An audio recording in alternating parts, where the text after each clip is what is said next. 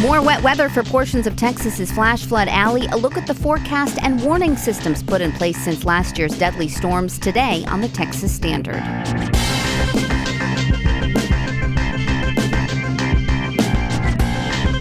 Texas Standard is a production of KUT Austin, KERA North Texas, Houston Public Media, and Texas Public Radio in San Antonio. I'm Laura Rice. Cities across Texas have responded to the issue of homelessness in a variety of ways. Is it worth considering a broader approach? People in Texas have been working to send relief to earthquake-devastated Venezuela, but some have questions about how they can be sure the help is getting where it needs to be. Ocelot kittens are hands down adorable, but zoo officials in Texas are celebrating the birth of two for reasons beyond showing them off. And journalist Pamela Colloff tells us about unraveling a Texas Gulf Coast man's life of deceit for her new book. That and more today on the Texas Standard. We'll see a high of 89 today in Weatherford, Texas, 88 in Rainbow, 82 in Water Valley. It's the Texas Standard for Wednesday, July 15th. I'm Laura Rice, and if you're guessing weather is our top story today, gold star for you. A good portion of central to west Texas from the border up north to about Midland, Odessa is under a flood watch through Thursday evening. In the Texas Hill Country around Junction and Sonora, that's elevated to a flood advisory. And for a core section near Uvalde, Hondo, Fredericksburg, and Kerrville, it's a dangerous flash flood warning. The National Weather Service puts the risk at a level 4 of 4 for flooding today and says considerable to locally catastrophic flash flooding is likely in the US 90 corridor west of San Antonio. It's putting potential rainfall for the area at up to 20 inches, though that's likely just to be pockets, with widespread rainfall more in the 2 to 6 inch range. Of course, folks in that area need no reminding about staying weather aware, as we just recognized the 1-year anniversary of the devastating flooding that took so many lives. Lucio Vasquez covers breaking news for the Texas Newsroom and has been watching how the area has prepared for another storm. Lucio, welcome back. Thanks for having me. So what did last night bring in terms of rain and flooding? Is there a part of the state that's been hardest hit so far? Yeah, absolutely. I think the big thing this morning is that the heaviest flooding has really shifted west of San Antonio, particularly around Uvalde, like you mentioned. We're talking about some areas getting massive amounts of rain, smaller pockets, though, but those pockets have really been inundated with water. Emergency crews in Uvalde conducted more than 20 water rescues, and we've seen shelters open up throughout the area. We've also seen some nearby rivers rise pretty dramatically as well. And in the Hill Country in particular, we did see some flooding yesterday, but not nearly as bad as some other pockets. We saw cars stranded in high water. We saw down to trees blocking roadways. But again, so far, at least of the worst of this particular round appears to be further southwest. Well, I saw the governor and a number of counties issued preemptive disaster declarations. Is that typical with a forecast like this one? Yeah, I would say it's so. It's definitely not unusual when forecasters are signaling the potential for a really significant event like this, right? And in this case, the National Weather Service was warning about the potential for really life-threatening flash flooding. So the basic benefit is really speed whenever you have these declarations. The disaster declaration gives officials more flexibility to mobilize resources and respond to an emergency when it does happen. It also creates that administrative framework if communities later on need state or federal assistance. So I think what we're seeing is really officials trying to get ahead of all of this, especially given what had happened last year in the Hill Country. Yeah, well, speaking of that, you wrote yesterday that this rain might give the Kerr County area a chance to test new flood warning systems that they put in place since last year.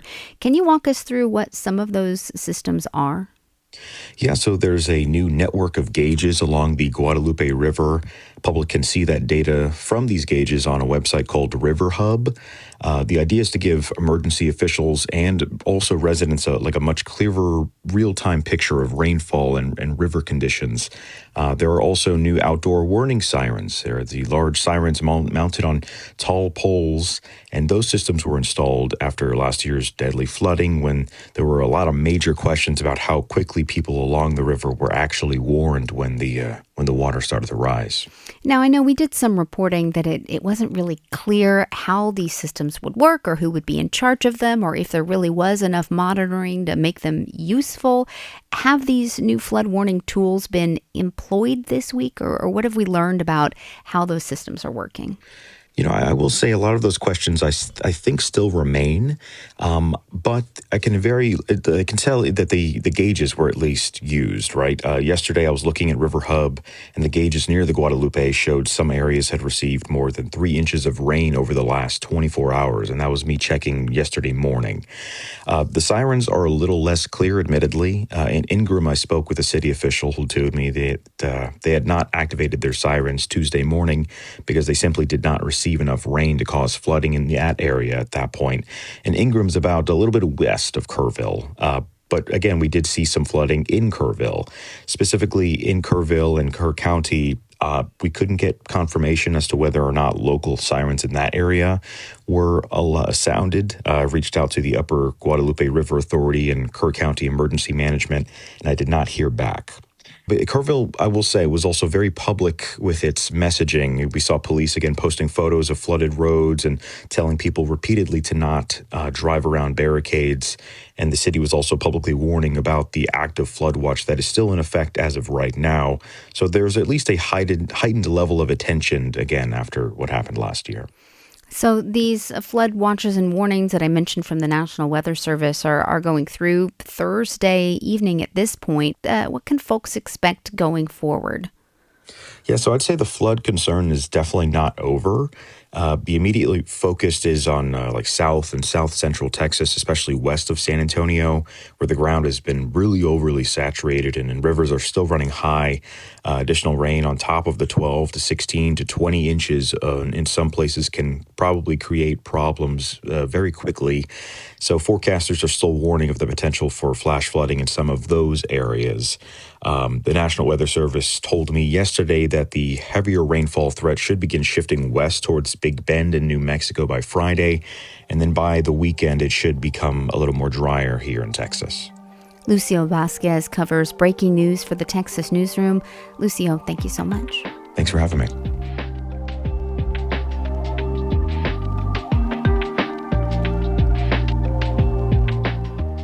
For decades, homelessness in Texas has largely been treated as a local problem. Cities operate shelters, counties run jails and public hospitals, nonprofits provide housing and services, police respond to complaints and emergencies. But at the Texas Capitol, state lawmakers are beginning to ask whether that fragmented approach is itself part of the problem. TPR's David Martin Davies has more.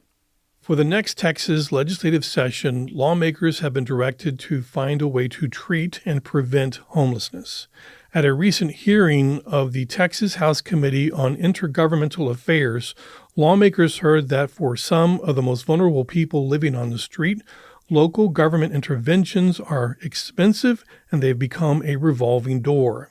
Republican State Representative David Spiller says lawmakers first need to understand the problem that they're trying to solve. We're really talking about 3 separate issues, mental health, homelessness, and system recidivism. They're all related, but they're all separate. To me, to understand what we do to fix the problem, I like to understand what is causing the problem. The answer lawmakers heard is complicated. People become homeless for many reasons. Some lose a job or can no longer afford rent. These are the economically unsheltered. But witnesses told lawmakers that a smaller and more visible group of people living on the street are suffering from severe mental illnesses, serious addictions, and repeated encounters with police, hospitals, and county jails. Stephen Autry is Director of Operations for Judicial and Correctional Services in Dallas County. Our taxpayers were spending millions and millions of dollars to house low-level, nonviolent offenders who, for all intents and purposes, we're doing life sentences 30 days at a time.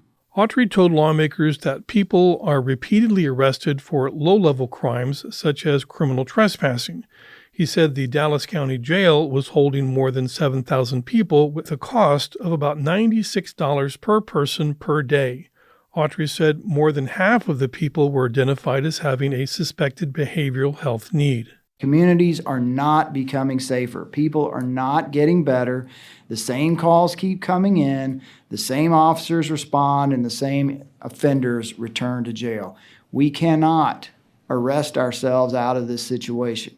B.J. Wagner is Executive Vice President for Health and Public Safety at the Meadows Mental Health Policy Institute. She told lawmakers that an updated analysis found local governments are spending about $3.2 billion a year responding to roughly 18,500 high-needs people who are also at high risk of becoming involved with the criminal justice system. This comes out to an average of $175,000 per person per year. A person in crisis may interact with police, EMS, a hospital, a homeless services agency, and a county jail.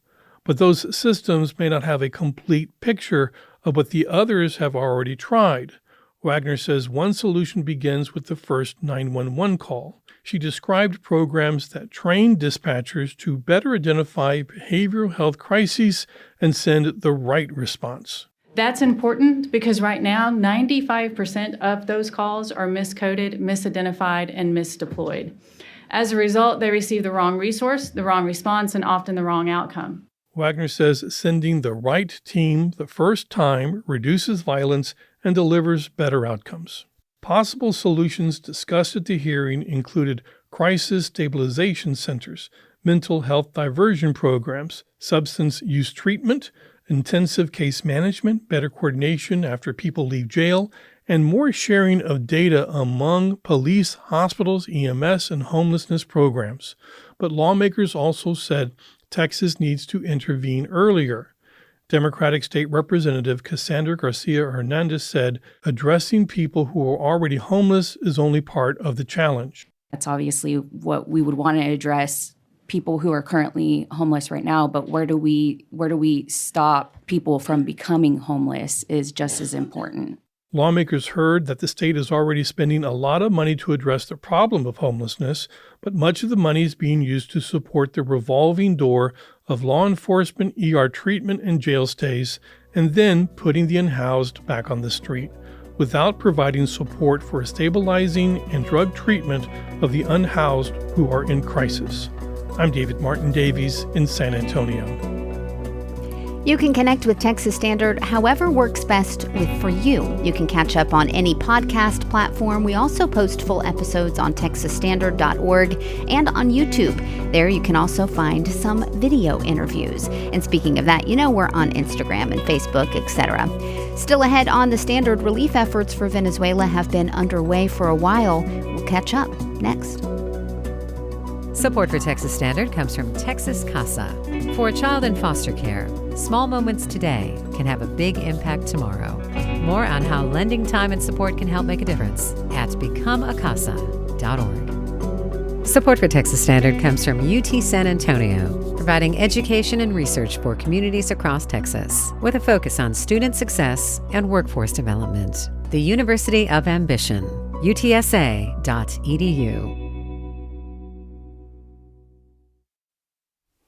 This is the Texas Standard. I'm Laura Rice.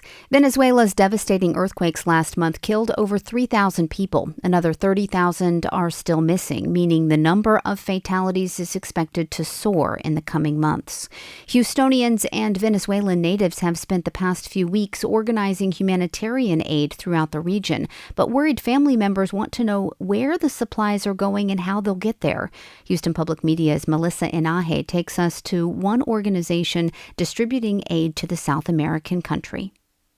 On a hot summer afternoon in downtown Houston, the Dyken Park baseball stadium sits empty. But outside, rows of cardboard boxes are being filled to the brim by volunteers.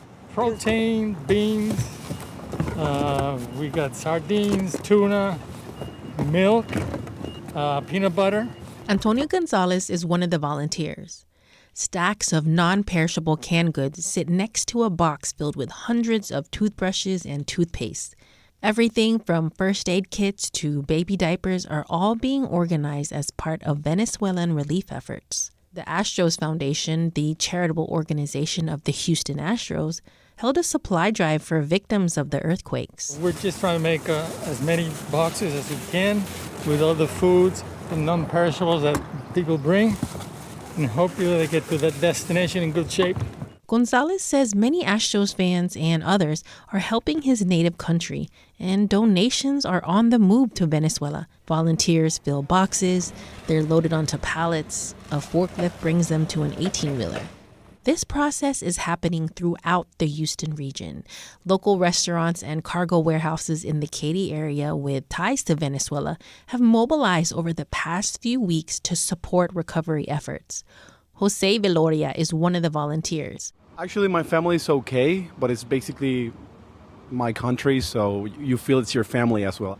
After spending all weekend packaging loads of donations, he wanted to donate some supplies of his own, but he couldn't. Several Katy sites were pausing collections.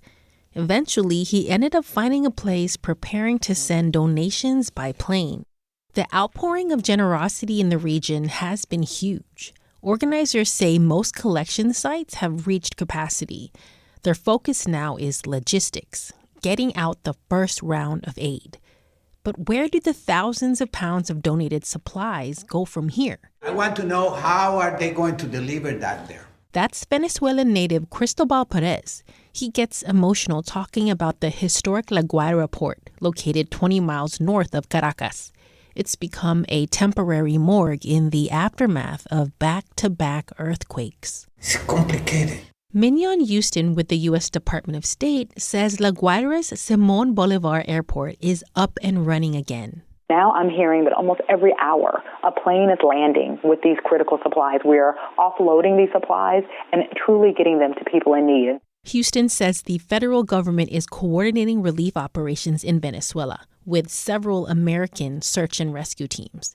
It's also working with the private sector, including the Astros Foundation, to provide aid.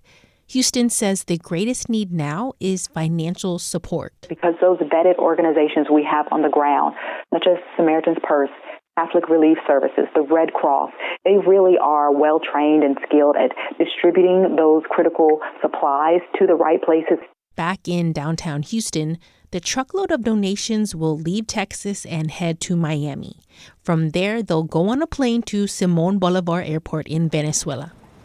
Whether it's by cargo plane or by sea, Houstonians are trying to help carry hope, one box at a time. In Houston, I'm Melissa Nahe.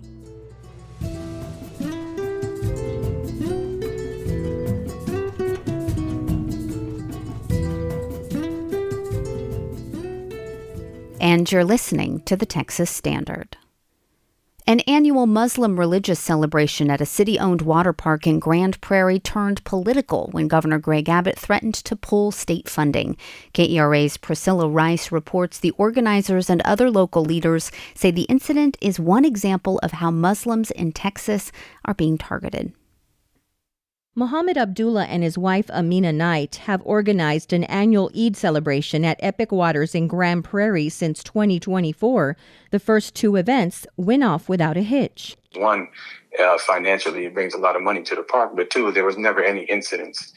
Families were happy, people were happy. But this year was different. Abdullah began to notice negative chatter online, specifically about the event's flyer, which, just like in past years, read Muslims only. Because of our dress codes, like modest dress codes, Muslim families and Muslim women in particular don't usually get the opportunity to do that because, the people might look at them funny. And so normally Muslim families wouldn't go to water parks. He says no one would have been turned away, but organizers changed the flyer to instead say modest dress. But it had already caught the attention of Governor Greg Abbott, who called the event religious discrimination and unconstitutional. He said it violated a new state law, House Bill 4211, banning Muslim-only no-go zones in Texas. He ordered the city of Grand Prairie to cancel the event or lose more than $500,000 in state funding. State Representative Jessica Gonzalez represents House District 104, where Epic Waters is located. I can see, why these cities, have to really make a hard decision on what to do. to see, because, who knows if the governor will actually follow through with doing that. She says Abbott's threat discriminated against Muslims and was an example of the growing anti-Islam rhetoric in Texas. In a letter to Abbott, she and 40 other Democratic state lawmakers pointed to similar private religious events held at city venues without issue. In 2023, a church in Grapevine privately rented NRH2O, a city-owned water park in North Richland Hills, for a closed student ministry event advertised as not open for the public. And this month, another church in Colleyville is hosting a family night at the same park for church members only. There's an obvious separate and unequal application of the law here. Michael Phillips is a retired history professor from Southern Methodist University and is with Human Rights Dallas. He says Muslims have become a scapegoat in Texas. Islamic schools were initially excluded from participating in the state school voucher program, and the state has launched several investigations into a proposed Muslim-centered housing development near the city of Josephine. If Muslims are stripped of their religious liberty, if they begin to be told they can't use city facilities, if they can't develop planned communities, etc., they're not going to be the only group that suffers from that. KERA reached out to Abbott's office and the city of Grand Prairie for this story, but did not receive a response. Muhammad Abdullah and his family still don't know why exactly their event was canceled, and he says he hasn't received an apology from the city. He says the people most affected by the whole ordeal were the children. The children were very upset. My children were very upset. We just don't understand what the issue was and why it couldn't be rectified, okay? If you don't want the flyer to say this, we change the flyer. It said something else, okay? So why is there no consolidation or, consideration? Abdullah says he still plans to bring the annual event back for families to enjoy next year, but it won't likely be at Epic Waters. I'm Priscilla Rice in Dallas. Support for Texas Standard comes from Texas Realtors, providing representation at every stage of the home ownership journey, helping clients understand their options and manage complex transaction details. Info at texasrealestate.com. Support for Texas Standard comes from Texas Mutual Insurance Company, committed to strengthening the state's workforce and its communities through safety and wellness grants and education initiatives. More at texasmutual.com/community impact.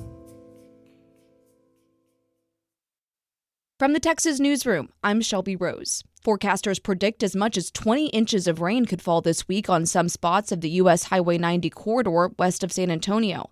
Texas Public Radio's Brian Kirkpatrick reports rain and flooding have been keeping first responders busy. There were numerous road closures and a few high water rescues in Uvalde and Medina counties by Tuesday morning. And with more rain and potential flooding in the days ahead, Mark Chadwick, the emergency management coordinator for Medina County, had a simple warning for residents. The big thing I'm pushing to everybody, unless it's an absolute necessity, stay home.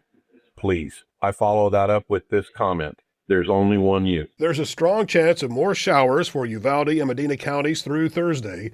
Other residents in the flood watch area from the border with Mexico to I-35, including San Antonio, need to remain weather aware. I'm Brian Kirkpatrick in San Antonio. Houston Mayor John Whitmire is now asking the Texas Rangers to investigate the deadly shooting of a Mexican immigrant by immigration officers. The request comes after a week of protests criticizing Whitmire for initially saying the issue was a federal matter.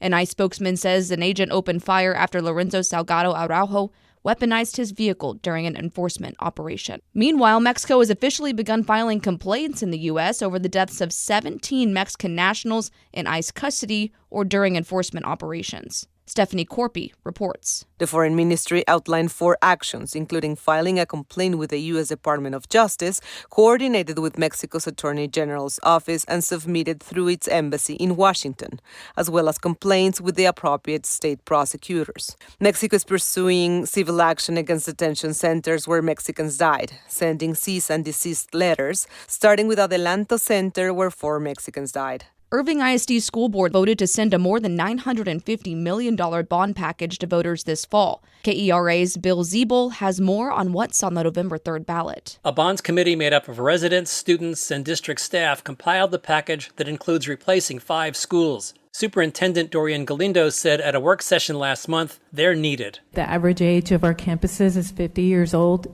We would love to replace them all. Priorities were made based on the facility condition of our campuses. The bond would also go toward technology upgrades and new high school multipurpose facilities. I'm Bill Ziebel in Dallas.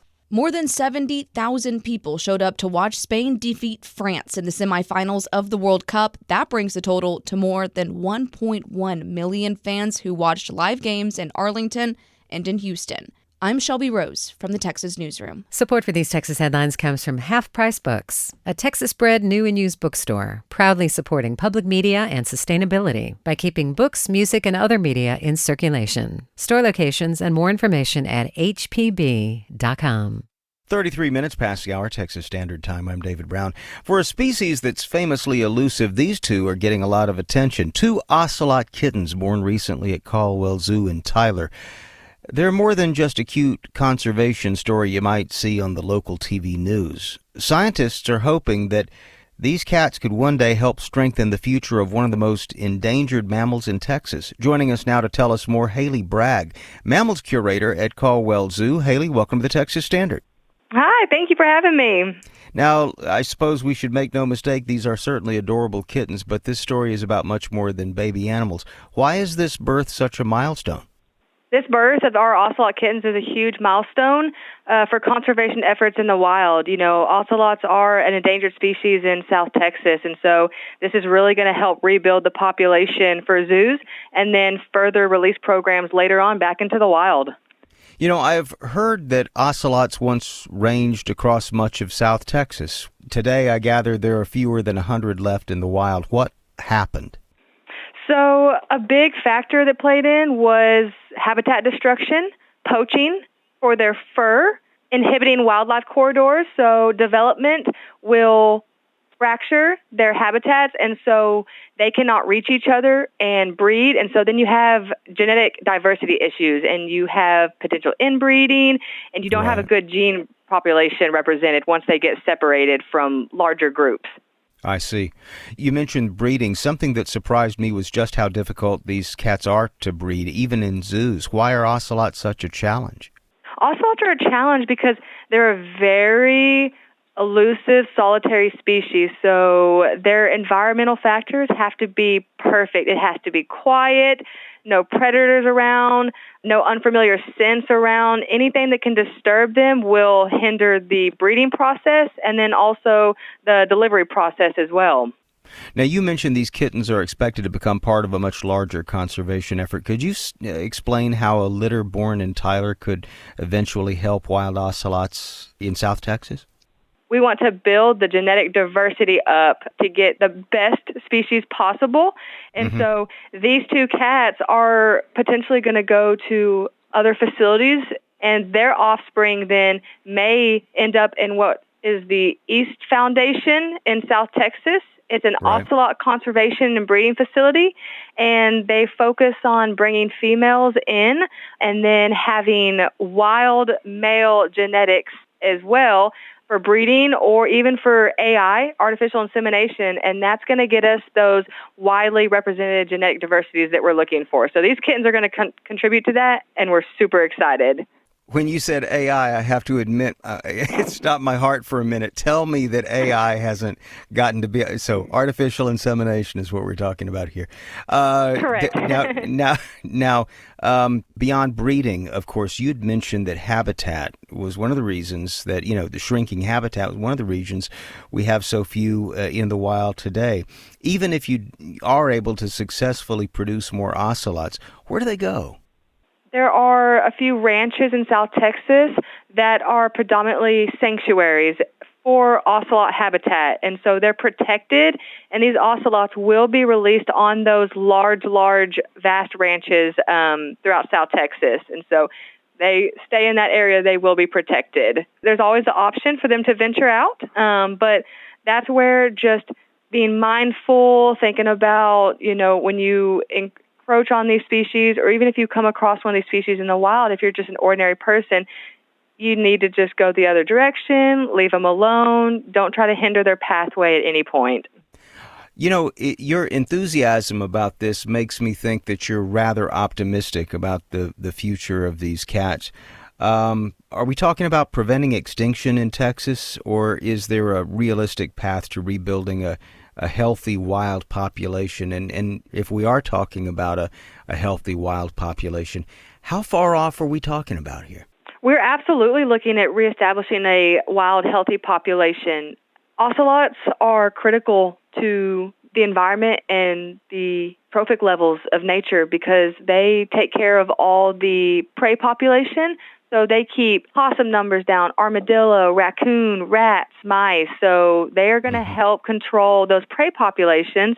So we really need to focus on keeping their numbers up in the wild. They do such a good job, and they're what you call an umbrella species. So if you protect ocelots and their native habitat and native ranges, you're then protecting the species that inhabit that land in doing so. Plants, other vegetation, other animals, insects. So it all correlates together. Haley Bragg is Mammals Curator at Caldwell Zoo in Tyler. Haley, thanks so much for taking time to talk with us on the Texas Standard. We sure do appreciate it.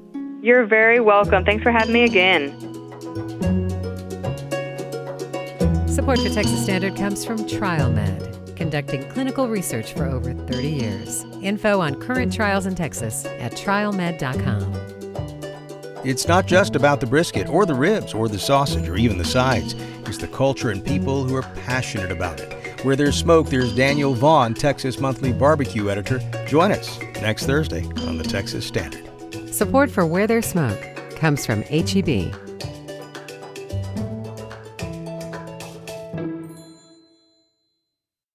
It's the Texas Standard. I'm David Brown. For more than 3 decades, Paul Skalnick roamed the Gulf Coast, lying about who he was. He also had a habit of lying to law enforcement. When Skalnick would get caught and locked up with other men awaiting trial, he'd claim they confessed their crimes to him. Then he'd peddle those stories to prosecutors in exchange for favors like sentence reductions, early release, even a conjugal visit on one occasion. In the 1980s, his testimony helped prosecutors secure the death penalty for a down-on-his-luck Vietnam veteran named Jim Daly. Daly has always insisted it was a murder he did not commit. In fact, another person has claimed full responsibility for it, repeatedly signing sworn statements that he acted alone. Skalnick's mendacity and the prosecutorial system that rewards Skalnick and others like him are at the center of Pamela Colloff's new book, Catch the Devil, a true story of murder, deception, and injustice on the Gulf Coast. The author is an Austin-based reporter at ProPublica and staff writer at the New York Times Magazine. Pamela Colloff, welcome to the Texas Standard. Thank you so much for having me. Tell us about Paul Skalnick and how you came across him as a subject for your book. I was first tipped off to Paul Skalnick by an email from a law scholar at Yale Law School. She told me that she had reactivated her law license because she was so concerned about her client, Jim Daly, who was on death row at the time. And in this email she sent to me, she mentioned sort of as an aside at the end that the key witness against her client had been a former police officer who then turned into a con artist and jailhouse informant. And that's what set me on the path of writing about this. Is it clear how he started off trading information about people he met in jail with prosecutors? Yes, and in fact, one of the big surprises of my reporting was that it actually began in Texas, in Harris County. Most of the book focuses on his work in Florida, but none of it would have been possible without the role that he played in a case in 1979 that was called by the media the Moody Park 3 case. That was the first time that he manufactured evidence against defendants standing trial. And in return, he was given a sentence reduction and eventually let free. Well, I guess when he got arrested again, he thought this might be a little side business or something? He did. His crimes escalated as police and prosecutors enabled him to do this. He had been a police officer before here in Austin in the early 1970s. He was kicked off the force for writing hot checks, and then he turned to a life of crime. By the time he ends up in Florida, he knows all the tricks. He knows that when you're in a jail, if you can identify who it is who's in there awaiting trial, who prosecutors most want to get a conviction against, and then you can supply them with a story that that person confessed to you, you are very valuable at trial, and you can sort of barter that for your freedom. I think in a way that's what underscores much of this book and why it's getting so much attention right now. It's that it seems like prosecutors are so often incentivized in a way to get a conviction regardless of actual guilt. Skalnick was just in a sense taking advantage of it, and you wonder how much this happens. When we think about how Texas law is written and what it mandates prosecutors to do, prosecutors are told to do justice. It's not to seek convictions. And those are two very different things. And one of the things I saw in reporting this book was the gulf sometimes between the incredible drive to get a conviction in a case rather than to think about what was the best outcome in a particular case. One would think that prosecutors would want to know what the facts were. It's easy to sort of paint the prosecutorial system with a fairly broad brush. Tell us a little bit about what happened with Daley. He had a co-defendant, right, in that murder case? He did. I think it's important to look at how much pressure comes to bear on prosecutors in a case like this. This is a case where a 14-year-old girl had been stabbed more than 30 times. Her naked body had been found in a body of water. It was a horrific crime. The pressure then to find who did this is overwhelming. When the investigation focused on a man named Jack Piercy, who'd been with her in the hours leading up to her death, who had blood on his shoes, who had fled the state after she was killed, he knew that they had enough, that he was at the crime scene. But what he did was he said that he brought his housemate, Jim Daley, with him, and that Jim was the person who committed that crime. When that was not enough to get a conviction against Jim, because there was no motive, there was no forensic or scientific evidence, that's when Paul Skalnick was brought in to give this incendiary testimony that he did. Did prosecutors know that Skalnick would give this sort of fabricated testimony? What I'm able to do in the book is to show the pattern that went on from the early 80s through the late 80s, where they were putting someone on the stand over and over again who was committing crimes of fraud and whose closure rate was better than even their star detectives. You know, this was a guy, he would be moved into a cell next to a total stranger, and within 24 hours, he'd have a quote unquote confession. And when you think about it, it doesn't make a lot of sense. Why would someone awaiting trial tell a stranger all the incriminating details that would get them convicted right before their trial? It just strains credulity. Did this ever come up in that capital case against Daley and his co-defendant? It did. And this was one of the shocking things in looking back at this case was once a verdict is handed down, it's almost impossible to undo that. Our criminal justice system is used to looking backward at precedent and at jury verdicts rather than at new evidence and what we now know about so many aspects of this kind of testimony.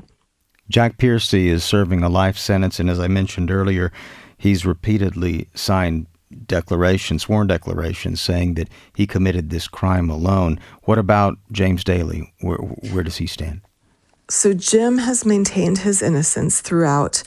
Jack Piercy has signed those declarations, and then when he's called to the stand to testify to them, he recants. So there's sort of this terrible catch-22, you know, that Jim is caught in.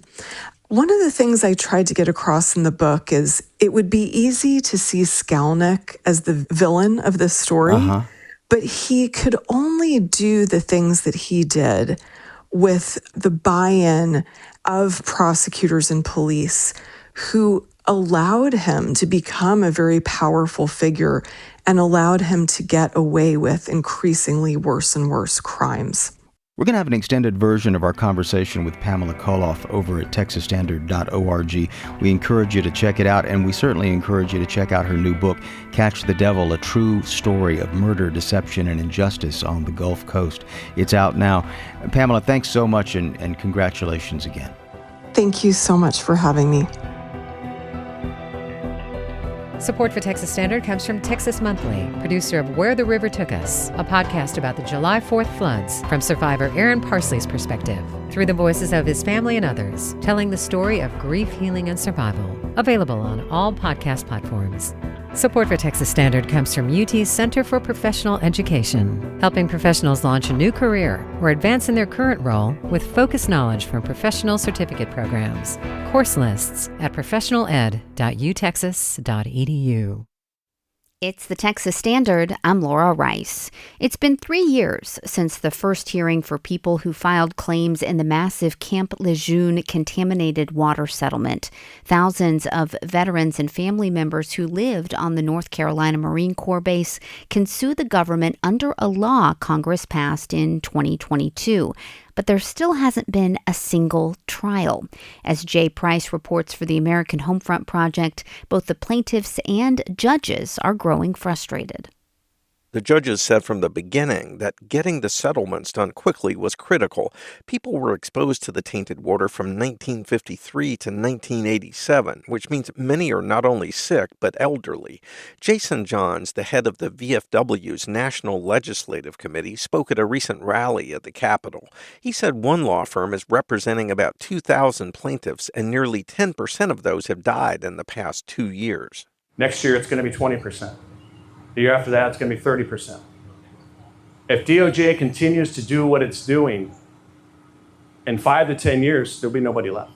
In an interview, he blamed the delays mainly on the Justice Department lawyers defending the Navy. He says they've been stalling, filing frivolous motions, including trying to relitigate the responsibility that Congress already admitted to in the 2022 law. It creates an imbalance in the negotiations for settlements to say, you know what, yeah, I've only got so many years left, or my family's financially desperate, we need the money right now. We'll take a third of what we might have gotten 5 years ago. While plaintiffs say they're jaded by years of delays, a recent sharply worded court order has given them at least some hope. The judges handling the thousands of lawsuits have ordered lawyers on both sides to hammer out a mass settlement plan by the end of October. It's something. Do I have much confidence? We'll have to see what goes on with it, but it's something more than what we have had. Jim Ward, who lives in Georgia, served at Lejeune in the early 1980s. He has an aggressive form of bladder cancer, and his wife has breast cancer. Both types of illness have been linked to the toxins in the water. Ward says he also believes the government lawyers are intentionally slowing progress to use the plaintiffs' ages and illnesses as leverage for lowball settlement offers. What a lawsuit means to you at 60 when you have some of your health, and what it means to you at 80 or 85 when your health is almost all gone because of illness is two different things. You tend to settle for less, and you say, I'll do anything that y'all tell me. The Department of Justice didn't respond to a request for an interview, but a former top DOJ litigator says he doesn't believe it would intentionally cause delays. DOJ has no reason to drag it out. There's no there. Paul Figley, now a law professor at American University, was with the DOJ for 30 years and served as deputy director of the torts branch, dealing with lawsuits against the government. He followed some of the early developments in the case and says he knows the lead government litigator. He's not trying to cheat these people because he doesn't like them. He's just saying, this is the law. This is what you have to show. If you can't show it, then you shouldn't win. Regardless of who's most at fault for the delays, plaintiffs like Jim Ward say it's time for them to end. He says the nation admitted in the 2022 law that it poisoned Marines and their families, and there's been more than enough time to decide which sick people should be compensated and how. We don't need another 4 years, 3 years, 2 years of this being argued back and forth over who's right, who's wrong. The illnesses are wrong. Let's get this settled. Let's get it done. Let's get these people taken care of. Let's get them so they can continue with their healing. The dozens of law firms representing plaintiffs are themselves represented by a small leadership group appointed by the court. The court's new order says they and the Justice Department lawyers must meet every week under the supervision of 2 court officials. If they don't reach an agreement by the October 30th deadline, the court may replace the plaintiffs' leadership group attorneys, and it threatened unspecified actions against the government defense team. I'm Jay Price reporting. This story was produced by the American Homefront Project, a public media collaboration that reports on American military life and veterans. Over the past year, the revamped Talk of Texas here on The Standard has become a place where listeners help us take the temperature of the state, not through polling or punditry, but through their own voices. Our Wells Dunbar has been collecting your voices on issues that matter to you. Today, as stormy weather is once again hammering the state, we reflect on those deadly July 4th floods from 2025. In the days after the deadly July 4th floods in the Hill Country, we asked Texans to send us what they were thinking, feeling, and trying to make sense of. What came back was not always easy to hear. It was grief, mostly, but also memory and love for a part of Texas that many people know through its rivers and camps, and now through tremendous loss. One listener, Beth Barham, put that contradiction plainly. How does one process the tremendous loss of life in Kerr County versus the life-taking, life-giving rain? A year later, that question still sits there, because rain is never just one thing in Texas. It can save, but it can destroy. It can fill a river in minutes while the deeper drought remains. There is no neat way to transition out of something like that. No lesson that makes the loss smaller. But in the days after the flood, a lot of Texans seemed to be reaching for language that could hold more than one thing at once. Sorrow, love, anger, reverence, and fear. Harmon Everett sent us this. We are all Mystic Camp, we who love the rivers. We who sleep in our tents listening to the sound of the rivers running by. We who paddle our boats on the lakes and rivers. We are all Mystic Camp.